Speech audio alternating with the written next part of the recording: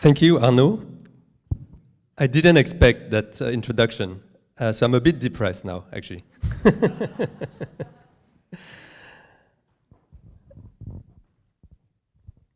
So until 2 days ago, I didn't know if I was an optimist or a pessimist.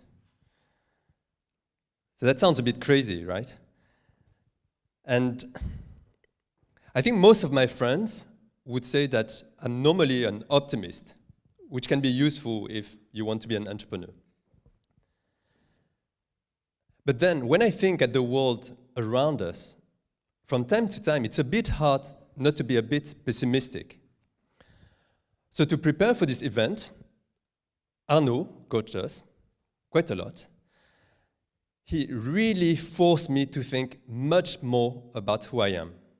And now I know for certain that I am an optimist. So thank you very much, Arnaud, because if anything, I think Stand Up for Passion has been the best therapy I could ever dream of. And so let me tell you a story, my story, perhaps the story of some of you in the room. I was born and raised in France. I had a very, very happy childhood. I did quite well at school. I went to the best schools in France. I went to the Grandes Écoles. And I was the pure product of the French meritocracy. But then you would notice also, I'm not your typical Frenchman. I don't have a baguette.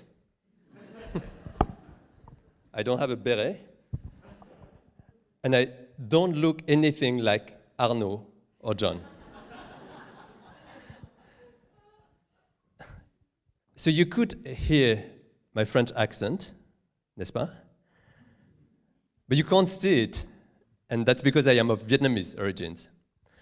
So as I grew up in a very beautiful and peaceful French society, at the same time, I was drowned by the news coming from Vietnam and the horrors of the war.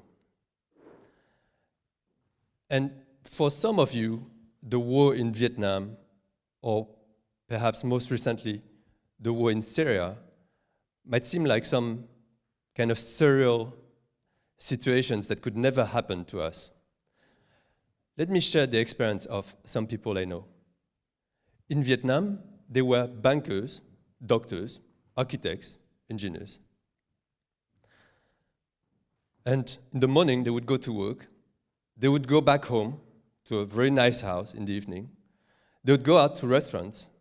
They would go on very nice holidays on the beaches of Nha Trang or Vũng Tàu.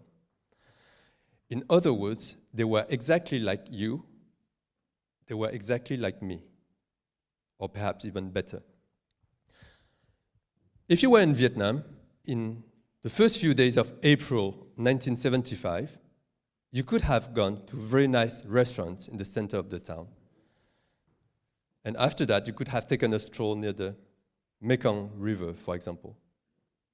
A bit like tonight, you could go to Burger and Lobster, and then after that, go to see the London Eye.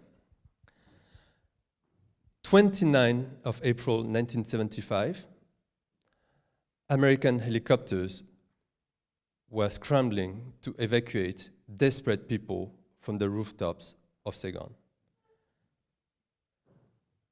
30 April 1975, it was over.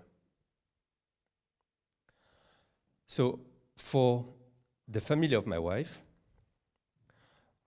for some friends of my parents, overnight, they went from having a normal life into losing everything. Lost their house, they lost their cars, their money, everything.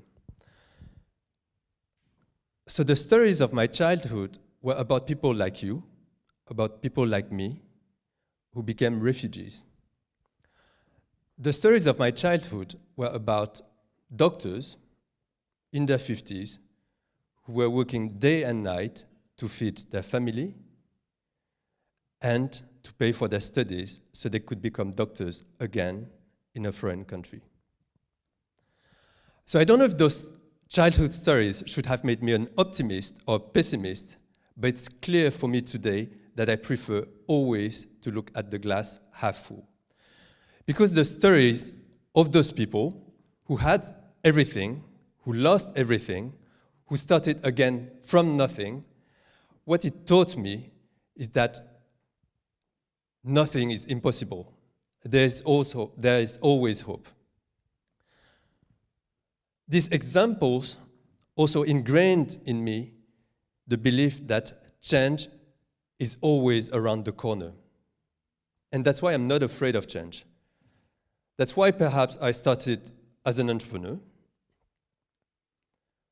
Wasn't the best decision, according to my parents at that time. And the good thing, however, is that they're a bit blasé about this entrepreneurship thing now. Now that my wife became an entrepreneur, my brother became one, his wife became one also. After my startup, I went into banking when I knew nothing about banking. It was a bit of a shock, a bit for me, a lot for my first colleague at SocGen. And I remember on the first day when he was telling me how to contact the Bloomberg representatives to set up an account, and I asked him, "What is Bloomberg?"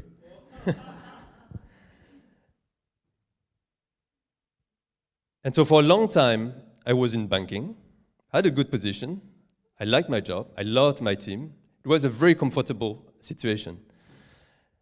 And so 2 months ago, I quit and to launch a new business. And so some people told me, it's very courageous.